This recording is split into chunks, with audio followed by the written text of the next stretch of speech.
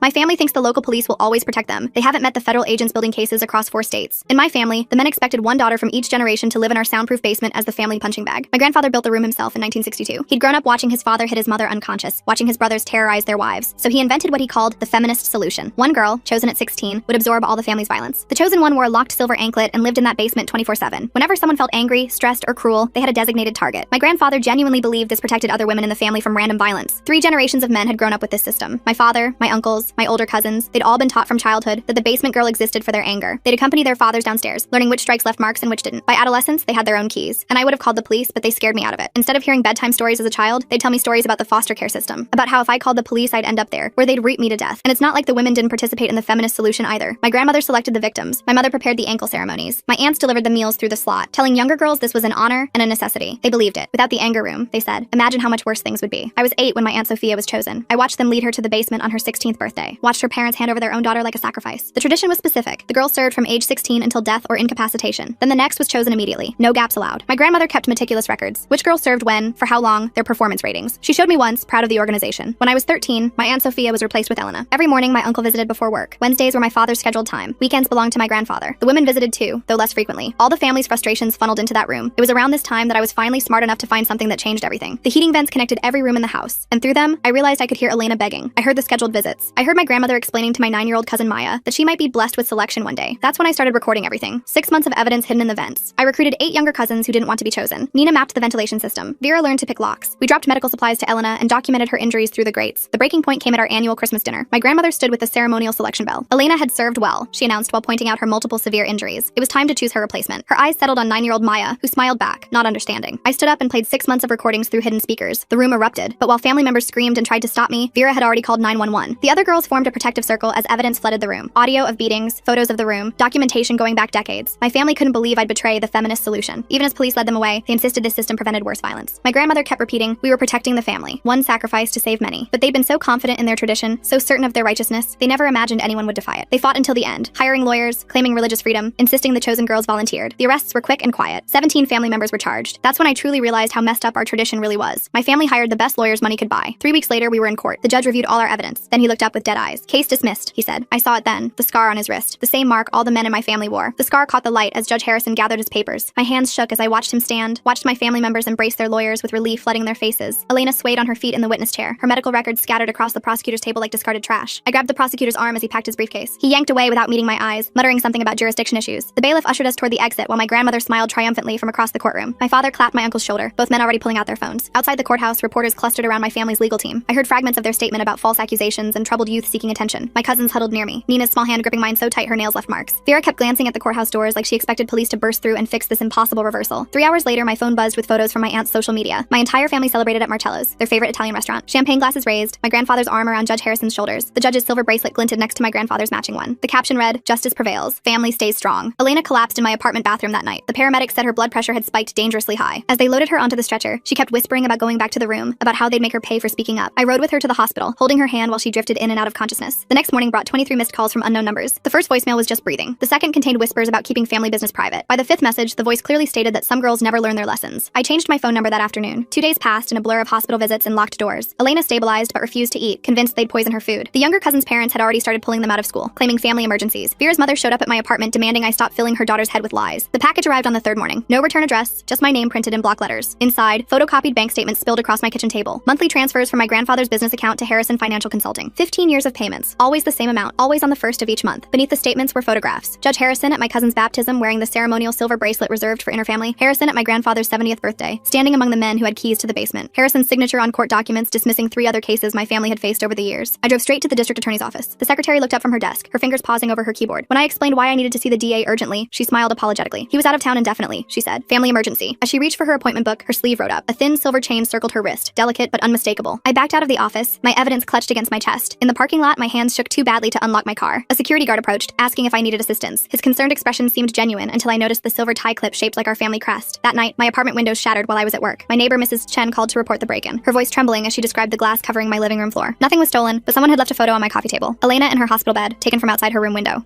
Nina called that evening, sobbing so hard I could barely understand her. Her parents were sending her to live with our grandparents permanently. They said she needed discipline, needed to understand her place in the family structure. She begged me to help, but the line went dead before I could respond. When I called back, the number was disconnected. Vera's family moved her across state lines within 48 hours. Her last text simply said they were transferring her father's job immediately. No forwarding address, no way to contact her. The other cousins who'd helped me went silent one by one, their social media accounts deactivated, their phones disconnected. My bank called about suspicious activity on my accounts. Someone had reported potential fraud, triggering a freeze on all my assets. The investigation would take weeks, they explained, apologizing for the inconvenience. My credit card stopped working that same afternoon. Work became impossible when my supervisor called me in for a meeting. Anonymous complaints had flooded their inbox about my performance, my attitude, my reliability. The accusations were vague, but numerous enough to warrant suspension pending a full investigation. My supervisor seemed embarrassed, but insisted protocol had to be followed. With no money and no job, I called my friend Melissa. We'd known each other since college, and she'd always said her door was open. Her father Brian answered when I knocked, a solid man with sharp eyes who listened to my rushed explanation without interrupting. He guided me inside where Melissa wrapped me in a fierce hug. Brian Miller had been a private investigator for 30 years before retirement. He poured coffee while I spread my evidence across his dining table, his expression growing darker with each document. When I finished explaining, he pulled out a yellow legal pad and began making notes. This isn't the first time I've seen something like this, he said quietly. Never this organized, but the patterns are familiar. He disappeared into his home office, returning with boxes of old case files. Together, we spent hours cross-referencing names and dates. Judge Harrison's name appeared repeatedly, always dismissing cases involving prominent families, always with sealed records mentioning basement rooms or unexplained injuries. Over the next week, Brian made careful inquiries through his remaining law enforcement contacts. 12 similar cases over 2 decades, all dismissed by Harrison or judges connected to him. Each family had unexplained wealth. Each had young women who disappeared from public view. Each had properties with unusual modifications. We need more than paper trails, Brian explained one evening. We need the women who survived. Using his investigative skills, Brian tracked down 3 women from the dismissed cases. Sarah Chen, now 32, who'd escaped her family at 19. Maria Santos, 28, who testified about a locked room in her uncle's house. Jennifer Wu, 41, who tried to report her family's tradition when she was 16. We met at a coffee shop 2 towns over. The women entered separately, each scanning the room with the hypervigilance I recognized in myself. Sarah spoke first, her voice steady as she described her family's discipline room. Maria showed faded scars on her ankles from restraints. Jennifer pulled out photos of other girls who hadn't survived their family's traditions. They all protect each other, Jennifer explained. The judges, the police, the business owners, they marry between families, bind themselves with shared secrets. Each woman had evidence, photos, documents, medical records. More importantly, they had names. 15 families across 4 states, all connected through marriages and business partnerships, all maintaining their own versions of the tradition. The silver markings identified members, worn as jewelry or scarred into skin. Brian compiled our evidence into a comprehensive report. Federal crimes crossed state lines, he explained. Kidnapping, imprisonment, conspiracy. The federal courthouse operated outside local jurisdiction. We could bypass Harrison and his network entirely. The women created detailed affidavits while Brian prepared the filing. Each page documented years of abuse, naming specific individuals, providing dates and locations. Sarah's hands trembled as she signed her statement, but her jaw was set with determination. 2 weeks before our federal hearing date, my grandmother appeared at Melissa's front door. Brian answered, keeping his body between her and the interior of the house. She smiled warmly, claiming she wanted to reconcile with her granddaughter. When Brian didn't move, she pulled out a manila envelope. $2 million,